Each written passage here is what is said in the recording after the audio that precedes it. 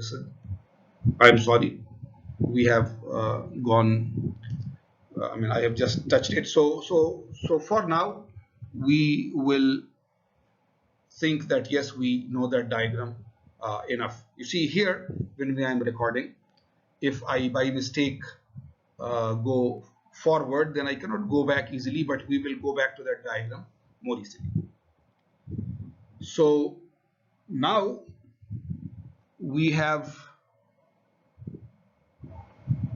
studied, right, what is a phase diagram. The next question, you see, you had a phase diagram of copper and nickel in the previous one, in the previous slide, and I think your question should be, how do we get this phase diagram? How do we make this phase diagram?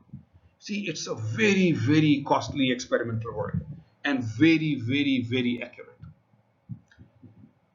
What we do is we find cooling curves. Cooling curves. You see, we take pure copper, if it was copper and nickel, like in the previous one. We take pure copper and we make the cooling curve for pure copper. So we do an experiment, right? We take pure 100% copper, melt it completely, and then start solidifying it and find the exact freezing temperature or melting temperature of pure copper. And you see, I have told you earlier, we can't do it once. We take one sample of pure copper, make it completely liquid by heating, and then solidify it and note down the temperature at which it solidifies. We take another sample of pure copper, melt it again completely, start cooling it, and note down the temperature. We do it at least 3 times so that we are sure that the freezing temperature we are mentioning is the correct freezing temperature. Similarly, we do cooling curve for pure nickel. We take pure nickel and we melt it completely. We solidify it and find the solidification or the freezing temperature. And we do it several times so we know the exact. So you see, the number of experiments that you do is very large, and you have to do it very accurately so that you can claim that your freezing temperatures are really very correct. After that, you say, suppose you take 10% nickel and 90% copper. You can do anything, right? You can take 1 kilogram of nickel and 9 kilograms of copper. This is 10%, 90%. You can take 10 gram of this and 90 gram of that. That is your choice. But you take that one alloy, 10% nickel, 90% copper, and now you heat it so that it completely melts, and then you start solidifying it, and then you see what happens, right? So let us go to the next page and see what we are doing. You see, this is what we are doing. This is pure copper. This is pure copper. We take pure copper, we completely melt it, and then we start cooling it. We cool it until we get this temperature.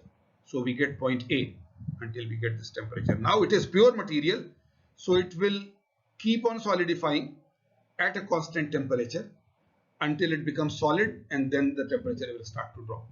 So we do this with 1, 2, 3 samples of pure copper. On the other end, we take pure nickel. We do the same thing. We melt it completely. We start cooling it until it solidifies, starts to solidify. We wait until it completely solidifies. Then we wait until it goes to room temperature. So we have this point, right? Solid. So we have the melting temperature of pure copper. We have the melting temperature of pure nickel. So you see, this becomes this point. When it is 100% copper, this is the melting temperature. When it is 100% nickel, this is the melting temperature. So this is, we found 1084 degrees Celsius. This is the temperature we found, right, from pure copper. And we have done this experiment 2 times, 3 times until we are sure that this temperature is right. So this is the temperature line, and it melts because above it is liquid, below it is solid. So here it is the melting or the freezing, right? So we find this point, we mark only this point on the graph and only this point on the graph. We have no other points. All this is not there. All this is not there. Then suppose we take 20% nickel. 20% nickel, which means we mix 20 gram of nickel and 80 gram of copper, right? And we make several samples of this and we completely melt it, and then we start solidifying it, start cooling it. We find the point, we call it L1 here, we find the point where 20% nickel alloy starts to solidify, and we keep on dropping the temperature until all of it is completely solid, and then it will start to drop the temperature again. So here we call it L1 where right, it starts to solidify. We call it S1 where it becomes completely solid. We do the same sample, 20% nickel, 2 times, 3 times, until we are sure that this is the temperature at which the first solid starts to come, and this is the temperature at which it is completely solid, right? Completely solid. We mark these 2 points, L1 and S1, on the diagram. We now have only this point and this point, and we have a point L1 and another point S1. Now we take another solid, say 50% nickel. We take 50 gram of nickel, 50 gram of copper. We make several samples of that, and then we heat it again so that they are completely liquid and start to decrease the temperature until we notice the first solid to form. We mark it L2, keep on decreasing the temperature until all the material has solidified. Mark it S2 and solidify it until room temperature. And again we do it for 2 or 3 samples unless we are sure that this is the temperature L2 where the first solid forms, and this is the temperature S2 where the whole material, 50% nickel, has become solid. So now we mark the L2 and the S2. We take another sample, 80% nickel, 20% copper, right? And we make several samples of it. Do the same thing. Heat it so it is completely liquid.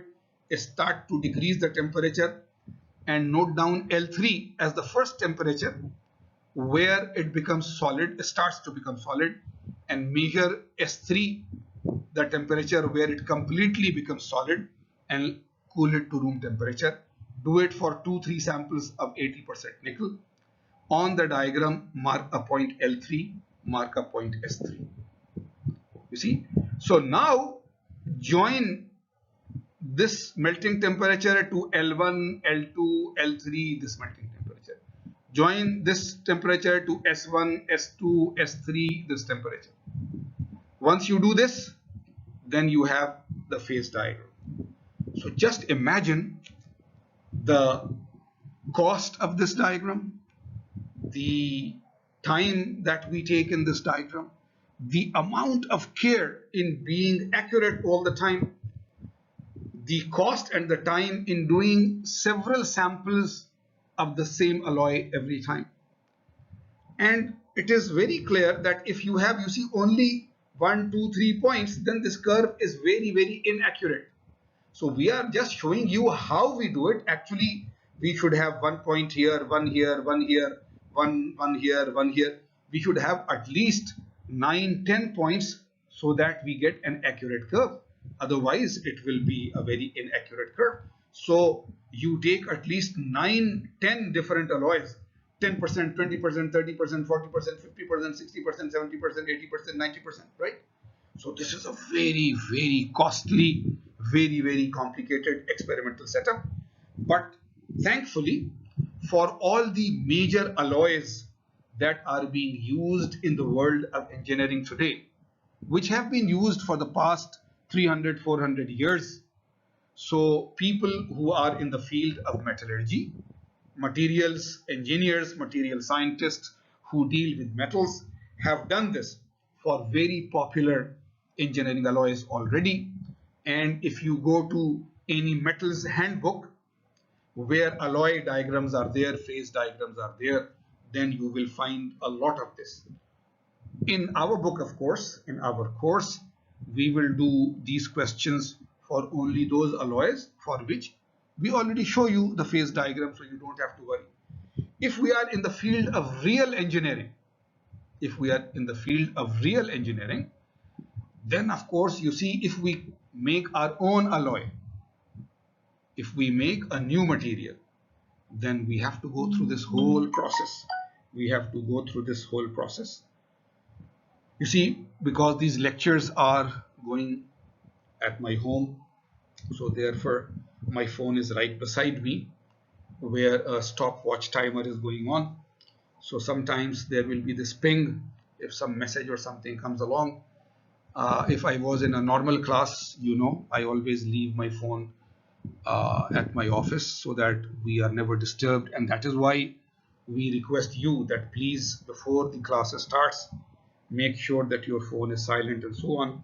But here I have my phone because I'm doing the lecture on my laptop, and my stopwatch is going, so that we know how much time we have consumed and what things we are covering. So you see, back to our lecture. The first thing that we learned today was about binary isomorphous alloy, and the second thing that we have just completed is how we get a binary isomorphous alloy, right? How we get a binary isomorphous alloy. So just summarizing until now, a phase diagram for a binary isomorphous alloy will be a phase diagram which will tell that at different compositions of the alloy and at different temperatures, how can we find it, and it is defined by a liquidus line and a solidus line. But when we want to find out something, then we draw a horizontal temperature line, and when that horizontal temperature line goes inside the liquidus and solidus, then that portion is called a tie line. And how do we make any diagram, phase diagram like this? We do the complete cooling curve for one pure metal. We do the complete cooling curve for the other pure metal. In our example, they were copper and nickel. Then we take different compositions, 10%, 90%, 20%, 80%, 30%, 70% of these alloys, and we do the complete cooling curves. We mark the first point of temperature where the solid starts to form. We mark the second point of temperature where all the liquid has solidified. We draw all these points for the pure metals here and for the compositions alloys, and then we join them and we get the complete phase diagram. Okay, so let us now proceed further a little. Let's do a quick break today. This is more of a logic thing. Hopefully you enjoy it, but don't try to do it. The more you learn, the more you know, right? Very famous. That is why you keep on learning. The more you know, the more you forget. You try to learn, but you keep on forgetting. And the more you have learned, the more you forget, right? The more you forget, the less you know. The more you forget, the less you know. So now look at the sequential logic. The more you learn, the more you know. The more you know, the more you forget. The more you forget, the less you know. So what is the logical nutshell? So why learn, right? So please don't take it to heart. Just take it as a language logic, and don't try to do it always.